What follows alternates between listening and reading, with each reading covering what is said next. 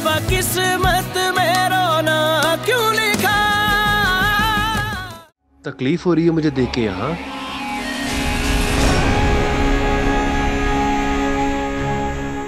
नहीं। कमाल है। मेरा दिल कर रहा है कि तुम्हें गिरबान से पकड़कर इन सलाखों पर दे मारूं। खून खोल रहा है मेरा। बस जज साहब, no cover ups, no arguments, nothing to prove. मैं चाहता हूं आप मुझे कड़ी से कड़ी सजा दें, मुझे सजाए मौत दें। लगता है आपका एतमाद मीर शाह पर कम हो गया है। मीर शाह पर से एतमाद खत्म हो गया है।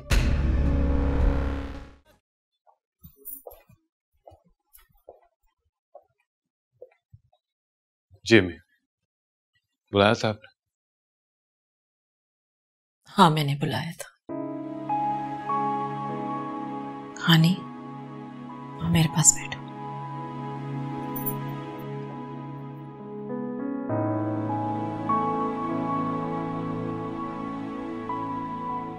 तुम मुझसे नाराज हो ना खानी? नहीं माँ जी। क्यों नाराज नहीं हो? होना चाहिए तुम्हें। एक औलाद अपनी माँ से कैसे नाराज हो सकती है? आपको पता है, जब एक बच्चे से उसकी माँ नाराज होती है ना, तो बच्चा इंतजार करता है कि उसकी माँ उसको गले से कब लगाएगी। मैं बहुत बुरी हूं खानी। तुम्हें बेटी बनाकर कभी भी तुम्हारे साथ बेटी वाला सलूक नहीं किया। अकल पे पत्थर पड़ गए थे मेरे। पापा जी सही कहते थे कि मैं सिर्फ मां बन के सोच रही हूं, दुनिया वालों के लिए नहीं सोच रही, अपने बच्चों के लिए नहीं सोच रही।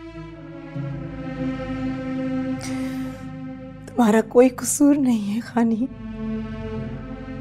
कसूर तो उन जानवरों का है जिन्होंने तुम्हारे साथ ये सलूक किया। मेरी खाने का कोई कसूर नहीं है। मैं पागल हो गई थी, यही सोचती रहती थी हर वक्त कि दुनिया वाले क्या कहेंगे, इसीलिए गलत फैसले करती चली गई।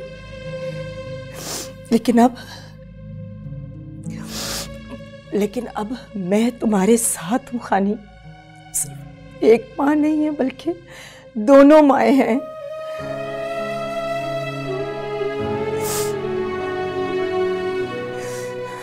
और हमने जो शौहरों के लिए मिसाल कायम की है ना, मैं भी सब सासों के लिए मिसाल कायम करूंगी कि सास बुरी नहीं होती, नहीं बुरी होती सास।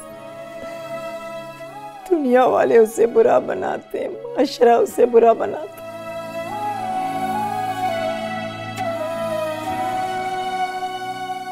अल्लाह से हमेशा एक ही दुआ करती थी कि मेरी जैसी किस्मत किसी लड़की की ना करना। लेकिन आज मैं दुआ करती हूँ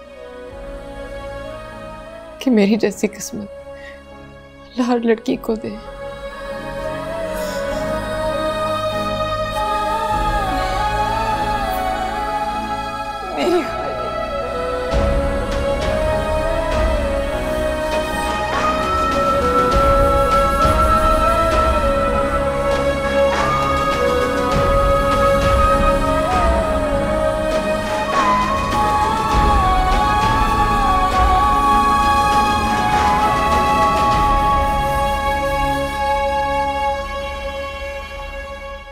मीर शाह और उसकी फैमिली जो हथकंडे इस्तेमाल कर रही है वो तो सबके सामने है ही। जाहिर सी बात है कि ये सारे के सारे हथकंडे टाइम गेन करने के लिए किए जा रहे हैं। पर सवाल ये उठता है कि क्या अदालत इस बार इन हथकंडों को इग्नोर करेगी या नहीं। सवाल ये उठता है कि क्या इस बार भी वही होगा जो हर दफा होता आया है कि सिर्फ तारीख मिलेगी, फिर तारीख और फिर तारीख। सवाल यह भी है कि क्या इस केस के खत्म होने के बाद अवाम को यकीन आएगा कि उनके खड़े होने से मुल्क के ठेकेदारों को यह बताया जा सकता है कि जुल्म का ये निजाम अब नहीं चलेगा। सवाल बहुत हैं और जवाब भी हम सब जानते हैं। लेकिन फिर भी हम सब श्योर तो हैं कि सारिम कत्ल केस का अंजाम क्या होगा। क्या ये केस मुकर्रर टाइम पर क्लोज होगा या फिर ऐसे ही कुछ होगा कि कोई और गर्मागर्म न्यूज आएगी और ये केस उसके नीचे दब जाएगा। इन तमाम थॉट प्रोवोकिंग क्वेश्चंस के साथ अपने मेजबान शहूद को प्रोग्राम सियासत से इजाजत दीजिए। अल्लाह निगहबान। सोनिया, हमने तो कभी सोचा भी नहीं था कि हम ये सब कुछ कर सकेंगे। काश ये पहले कर लिया होता, खाने की बात पहले मान ली होती तो ये चंद साल जो बुरे और परेशानी में गुजरे हैं ये भी ना गुजरते। सही कह रहे हैं आप, लेकिन शायद उस वक्त जो कुछ हुआ उस वक्त के हिसाब से ठीक था सलमान।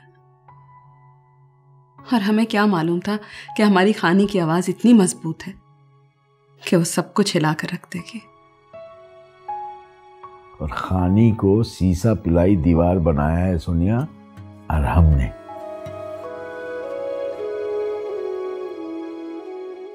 वाकई सलमान, अगर कोई और मर्द होता ना तो खानी पर इल्जाम लगाकर उसे छोड़कर चला जाता, पर अरहम आम मर्द की तरह नहीं है।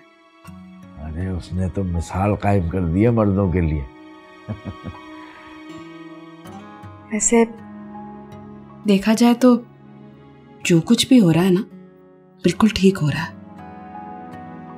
वरना हमारे यहाँ तो हमेशा ऐसा ही होता आया है ना कि औरत को ही रुस्वा किया जाता है, चाहे उसका कसूर हो भी ना, लेकिन कसूरवार वो ही होती है। ठीक कह रही हो सोनिया, ये जो सोच है ना हमारे माशरे की, ये बदलना होगी, वरना बेकसूर हमेशा कसूरवार बना रहेगा और कसूरवार खुशी की जिंदगी गुजारेगा। सलमान, मैं तो सिर्फ इतना चाहती हूँ कि मेरे सारिम को इंसाफ मिल जाए, और जो अब तक होता आया है ना वो ना हो। मीरशाह कितने ओछे हथकंडे इस्तेमाल कर रहा है और ये बात सब जानते हैं, लेकिन फिर भी कार्रवाई हो रही। कानून में मौजूद गुंजाइश का फायदा उठा रहा है वो, लेकिन सोनिया इस दफा उसकी रस्सी बहुत जोर से खींची गई है। मुझे नहीं लगता कि हमें इंसाफ नहीं मिलेगा, इंसाफ तो मिलेगा इंशाल्लाह। आमीन। बड़ी मुश्किल से काम हुआ शाह जी, बड़ी मुश्किल से बनी है मेडिकल रिपोर्ट कि आपको दिल का दौरा पड़ा था। इस वक्त पूरा मुल्क एक एजेंडा लेके चल रहा है आपके खिलाफ जाने का। अपनी बकवास बंद करो तुम।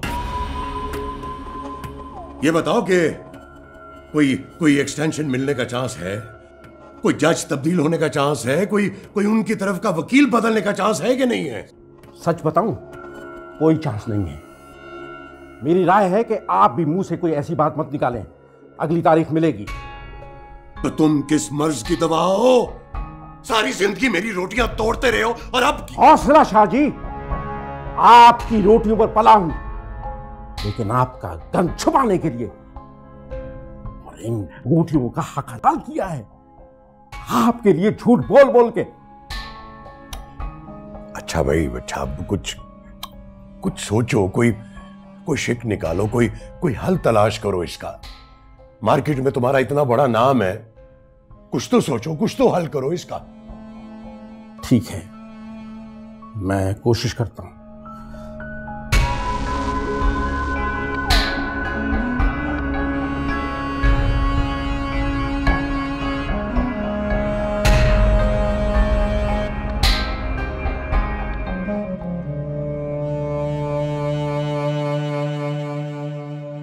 क्या बात?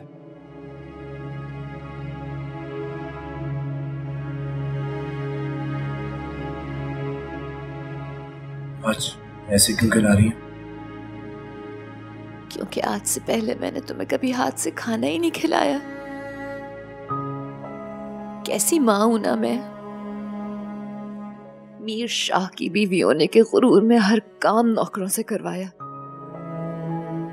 मैं ये कैसे सोच सकती थी कि अपने हाथ से खिलाने की खुशी तुम्हें नौकर थोड़ी दे सकते। मुझे पता है आलू की भुजिया तुम्हारी फेवरेट है, इसलिए आज तुम मुझे मना नहीं करोगे।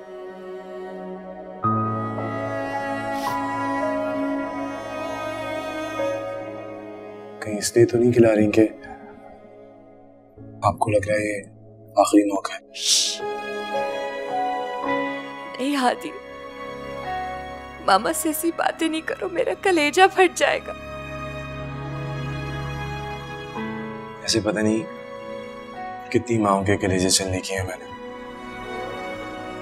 और शायद मेरी सबसे बड़ी सजा भी यही है कि आज मेरी माँ भी उनमें से एक है।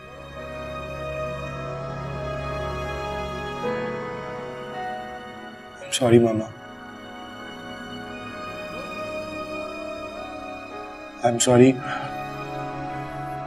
आपके लिए इतनी तकलीफ का बायस बना।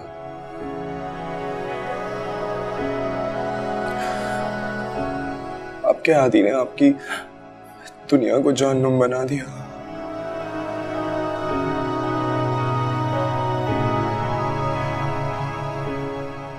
तुम ऐसा क्यों कह रहे हो? ऐसा क्यों कर रहे हो हादी? मैं तो बस इसलिए ऐसा कह रहा हूं कि मुझे लगता है कि शायद मेरे एतराफ़ जुर्म से मेरे माँ बाबा की आखिरत संवर जाएगी।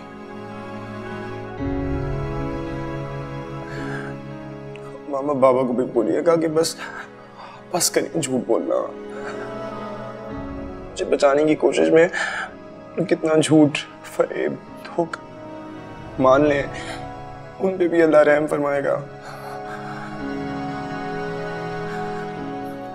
मामा प्लीज बाबा को बोलिएगा ये मौका गंवाए नहीं। मैं आपकी गोद में सर रख लूं। मेरी जान,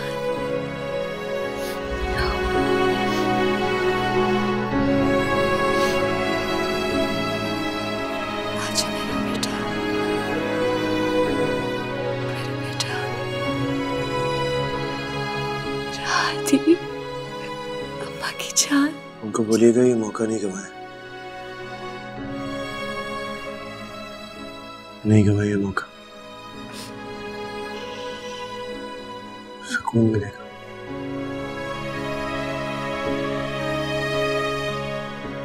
चलें जी, टाइम हो गया। आपको दिख नहीं रहा है मेरा हादी सो रहा है?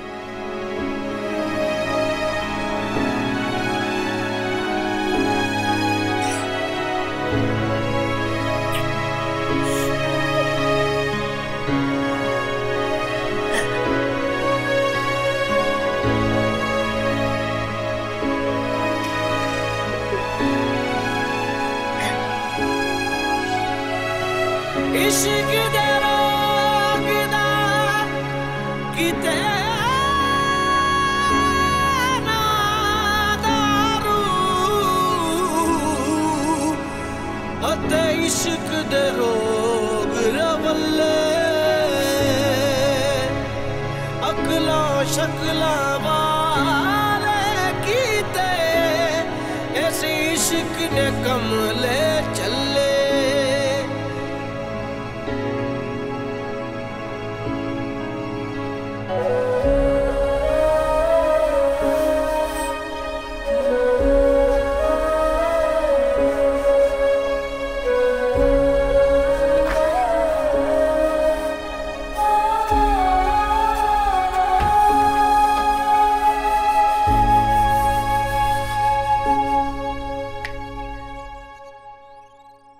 यहाँ अकेले खड़े क्या हो रहा है? कुछ नहीं, बस अपनी आजादी और अपने सुकून को महसूस कर रही हूँ। खानी शायद तुम कभी समझ ही ना पाओ कि तुम्हें उस सुकून में देखकर मुझे कितना करार मिलता है। अच्छा, कितना? जितनी इस समंदर में लहरें हैं, जितने आसमान में तारे हैं, और जितनी इस जमीन में मिट्टी के जर्रे हैं, और जितने। अच्छा बस बस बस, ये इतनी गहरी बातें कहाँ से सीख ली आपने? तुम्हारी इन आंखों की गहराइयों ने मुझे सब सिखा दिया खानी। पापा जी आपकी दवाइयाँ। जिउंदी रह पुत्र।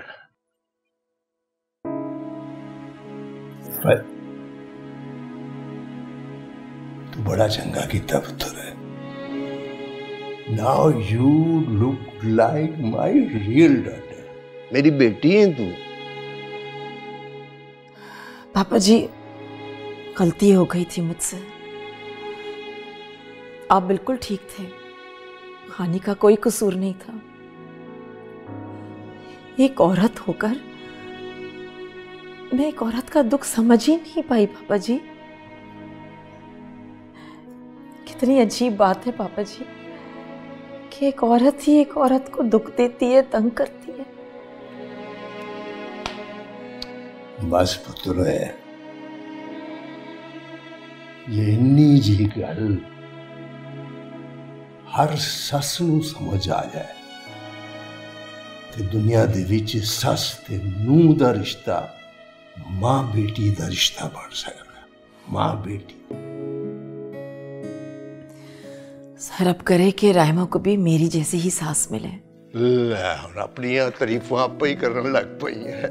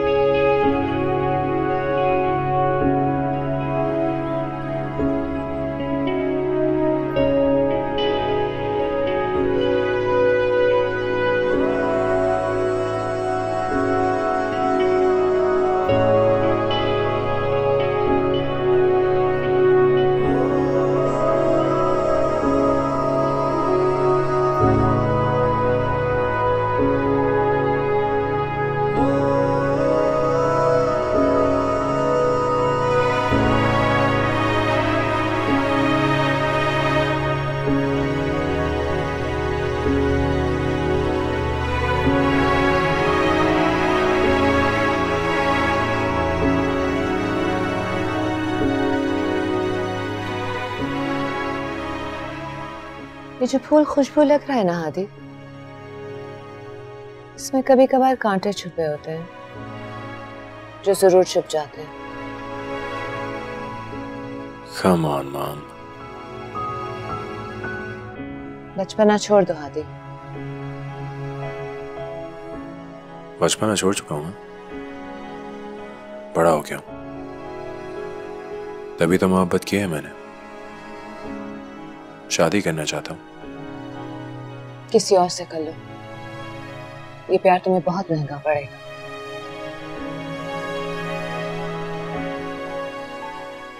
आपको पता है ना माँ, हादी अपने लिए सस्ती चीजें चूज करता भी नहीं है। जानती हूँ हादी, और इसीलिए मना कर रही हूँ क्योंकि ये जो रास्ता तुमने इख्तियार किया है ना, ये मुश्किल नहीं, नामुमकिन है।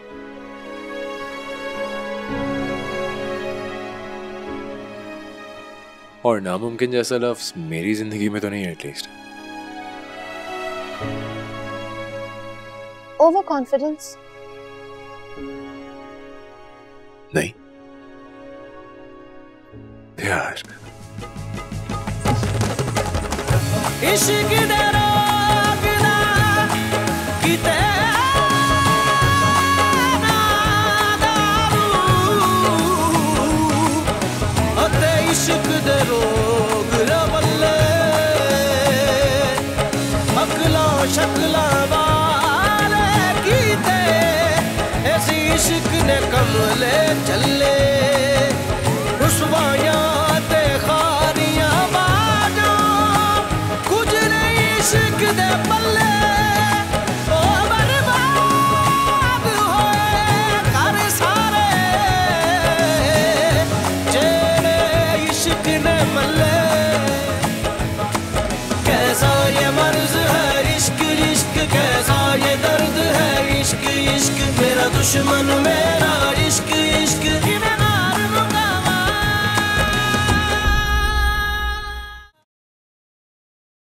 बाबा, वो मैं और अरहम आपसे कुछ बात करना चाह रहे थे। बोलो बेटा।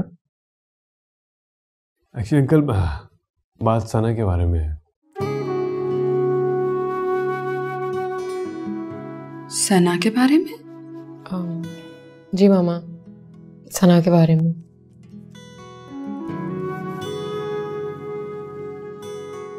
ऐसी कोई परेशानी वाली बात नहीं है अंकल। एक्चुअली वो सना आपसे खुद बात करते हुए झिझक रही थी। उसने हमसे कहा कि हम दोनों आपसे बात करें।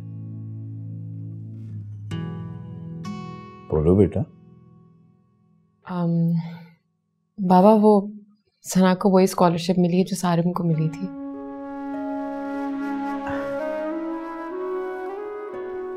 तो अंकल ये कि सना जाना चाहती है, लेकिन क्या? सना इधर देखो। सना, बाबा कुछ कह रहे हैं?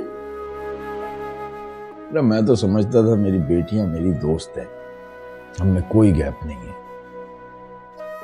लेकिन बाबा से ये डर कैसा? तुम ये बात मुझसे खुद भी कह सकती थी। कह सकती थी बाबा, और आप लोगों का डर भी नहीं था। बस इस बात से घबराहट हो रही थी कि ये वही स्कॉलरशिप है जिस पे सारिम भाई बाहर जा रहे थे, और आप लोगों को ये सुन के कहीं दुख ना हो। बेटा, दुख तो इस बात का होता कि ना बेटा जा सका और ना बेटी। सारिम नहीं जा सका, अल्लाह को मंजूर नहीं था, लेकिन तुम्हें भेजना अल्लाह का इशारा है मेरे घर हर खुशी वापस आने का। उसके यहाँ देर है अंधेर नहीं बेटा। मैं बहुत खुश हूँ बेटा। मेरी बेटियां मेरे बेटे से कम नहीं है। खुशी खुशी जाओ और खुश रहो मेरा बेटा।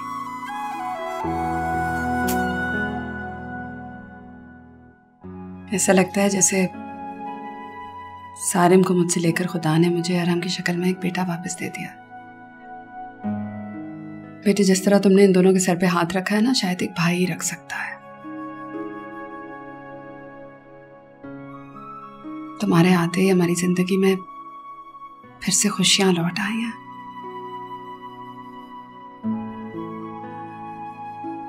खुश रहो दोनों हमेशा।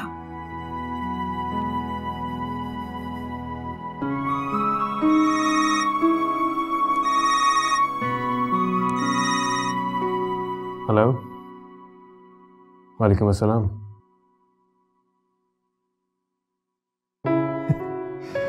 That's such a great news. बहुत ही अच्छी खबर सुनाई है आपने। Thank you. जी इंशाल्लाह मुलाकात होगी। अल्लाह हाफिज। कौन था? राना साहब थे। क्या कह रहे थे? वो कह रहे थे कि उन्होंने लाख कोशिश की है, लेकिन अदालत ने उनकी रिक्वेस्ट मुस्तरद करते हुए सुनवाई परसों की रख दी।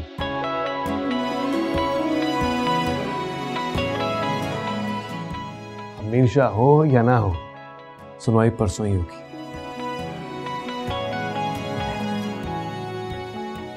तो बहुत ही खुशी की बात है। मैं शुक्राने की नफिल पढ़ के आती हूँ।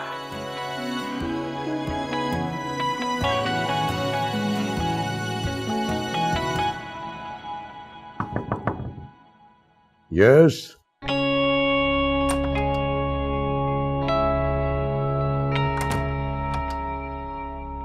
अस्सलाम वालेकुम शाह जी। अस्सलाम वालेकुम बेगम साहब। वालेकुम अस्सलाम। क्या खबर लाए हो? खबर कुछ अच्छी नहीं है शाह जी। परसों हमारी नेक्स्ट हियरिंग है, उन्होंने हमारी रिक्वेस्ट रद्द कर दी है आपकी बीमारी की।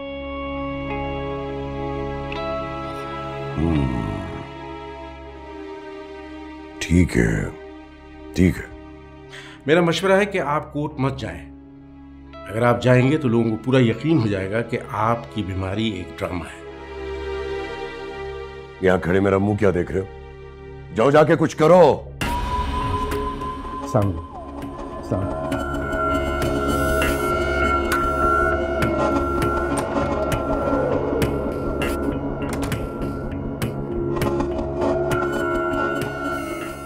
आपका बेटा जेल जा सकता है, मगर मीर शाह अभी भी कोर्ट ना जाने के बारे में सोच रहे हैं। तो क्या करूं? जद्दी पुश्ती नाम मिटने दो। जद्दी पुश्ती तो तब बचेगा ना जब तुम्हारा बेटा जिंदा बचेगा। वाह मीर शाह वाह, बेटा चला जाए पर सीट ना जाए, नाम ना जाए।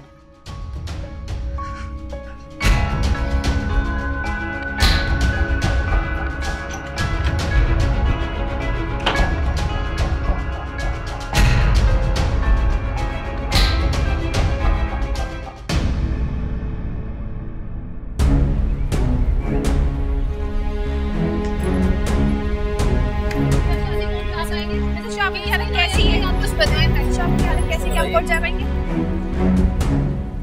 मीर शाह की तबीयत बहुत नासाज है, वो कोर्ट नहीं जा पाएंगे। No more questions. Madam please जवाब दीजिए।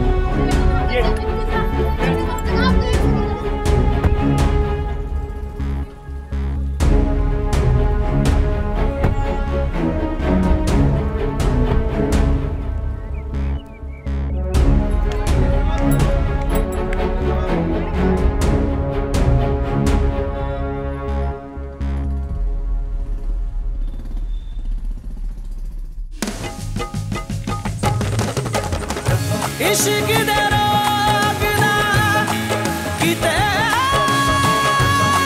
ना दारू अते इश्क दे रोग रवल्ले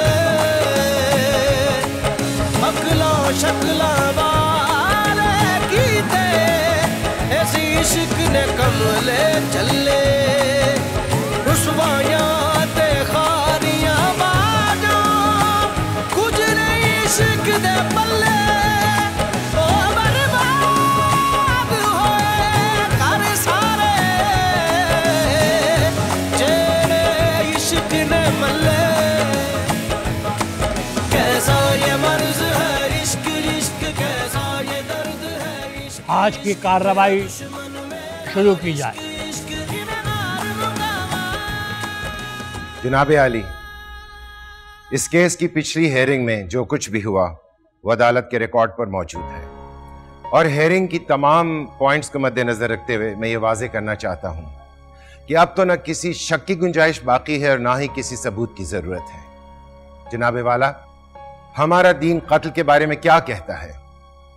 एक इंसान का कत्ल पूरी इंसानियत का कत्ल है और मीर हादी ने एक मां से उसका बेटा छीन लिया और एक बहन से उसका बेगुनाह भाई। अब तो इस केस में ना किसी डिबेट की जरूरत है और ना ही किसी डिस्कशन की गुंजाइश। अदालत के सामने मीर हादी अपना जुर्म कबूल कर चुका है। इसलिए जनाबे वाला, मुझे आपसे इंसाफ की पूरी तवक्को है। I object your honour. Objection sustained. मेरी गुजारिश है इस अदालत से कि इस केस के कुछ अहम जुज हैं जिनको देखने की बहुत जरूरत है माय लॉर्ड। मीर हादी का यूं इकरार जुर्म करना एक प्रेशर भी हो सकता है। मेरी इस्तदा है इस अदालत से कि कार्रवाई मुकम्मल की जाए और फैसला सबूत और गवाहों के बयानात को मद्देनजर रखते हुए किया जाए। I object your honour. Objection overrule. मेरी गुजारिश। जज साहब, मुझे कुछ बोलने की इजाजत दी जाए। इजाजत है।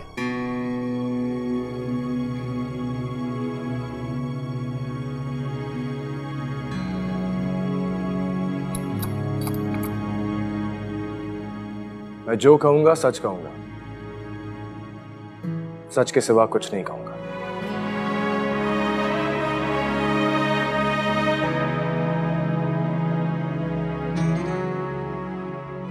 वकील साहब झूठ कह रहे हैं, ड्रामा कह रहे हैं। वही ड्रामा जो लास्ट हियरिंग के वक्त मेरे फादर ने किया, मीर शाह ने, ताकि टाइम गेन कर सके। जब एक गुनाहगार आपके सामने खुद एतराफ जुर्म कर रहा है जज साहब, और कह रहा है कि बगैर किसी प्रेशर में बोल रहा है, तो आप क्यों इन झूठे लोगों में अपना टाइम वेस्ट कर रहे हैं? यही तो होता है ना जज साहब कि लोग लॉ की शिकों का फायदा उठा के तारीख ले लेते हैं और आप ना चाहते हुए भी लॉ को मद्देनजर रखते हुए उनको तारीख दे देते हैं। मुझे समझ नहीं आता ये कैसा लॉ है जज साहब जो झूठ के साथ खड़ा हुआ है। सच सिर्फ ये है कि मैं मीर हादी, मीर शाह का इकलौता वारिस, सलमान साहब के इकलौते वारिस सारिम का कातिल हूं।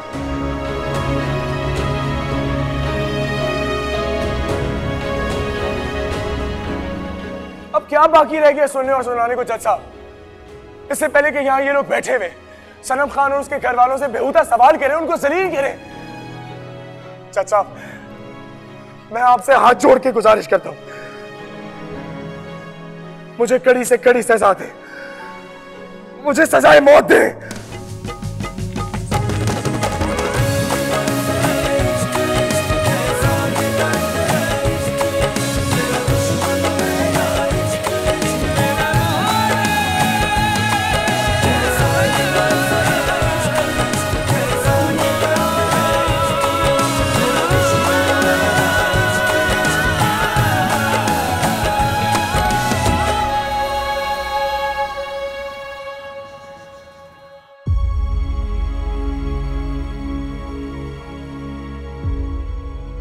तमाम तफसीलात सुनने के बाद और मीर हादी के अपने खुद एतराफ़ के बाद अदालत इस फैसले पर पहुंची है कि मीर हादी मुजरिम है।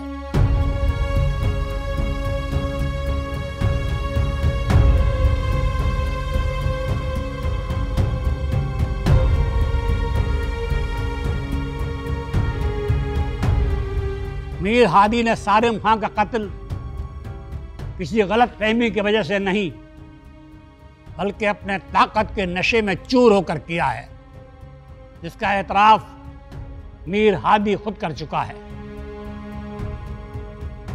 सनम खां का अगवा भी एक बड़ा जुर्म है। इन तमाम जराइम को मद्देनजर रखते हुए कोर्ट ने यह फैसला किया है कि मीर हादी को इन गुनाहों के नतीजे में सजाए मौत दी जाती है। कयामत में तेरा दागे मोहब्बत He will be hanged till death. लेके उठूंगा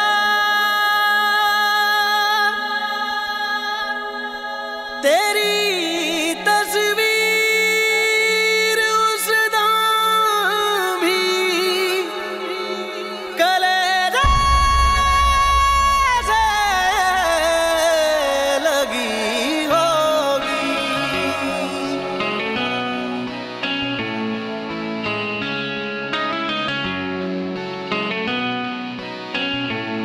रब्बा तेरी खुदाई हाय रासनाई, दिल ये देता दुहाई गम से दे तू रिहाई।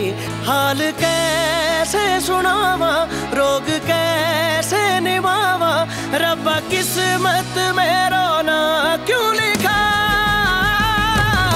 कैसा ये मर्ज है इश्क इश्क, कैसा ये दर्द है इश्क इश्क, मेरा दुश्मन मेरा इश्क इश्क मैं मार मुकावा। कैसा ये मर्ज है इश्क इश्क, कैसा ये दर्द है इश्क इश्क, मेरा दुश्मन मेरा इश्क इश्क मैं मार मुकावा।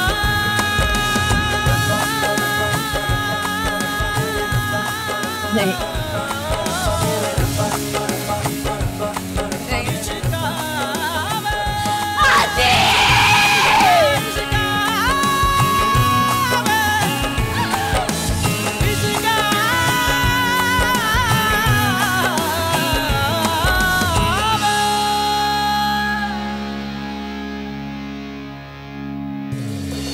कैसे मोड़ पे ना जाने लाई है ये जिंदगी, रूठा रूठा है नसीबा रूठी रूठी हर खुशी।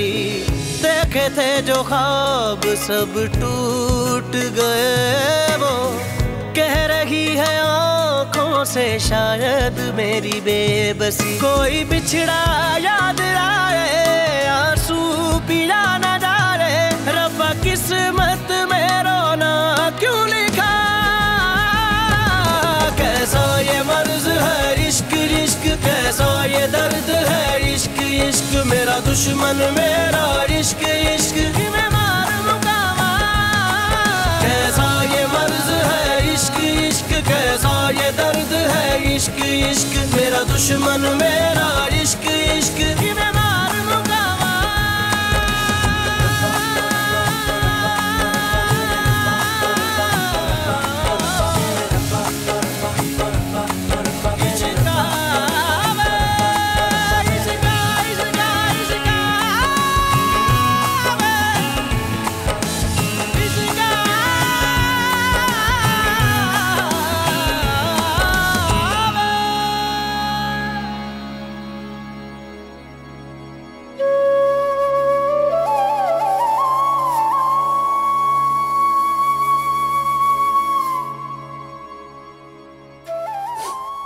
सारिम,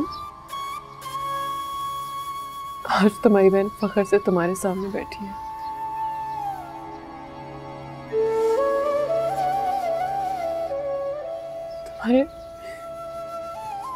तुम्हारे जाने की बेसुकूनी तो हमेशा रहेगी,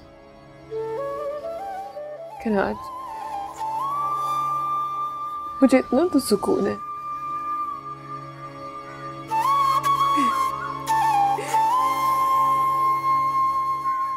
कि तुम्हें इंसाफ दिलवा दिया।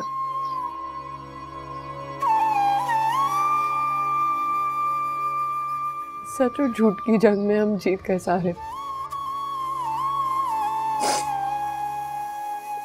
हम जीत गए।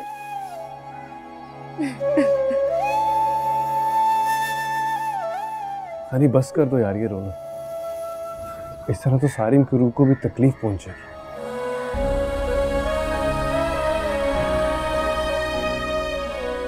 चलो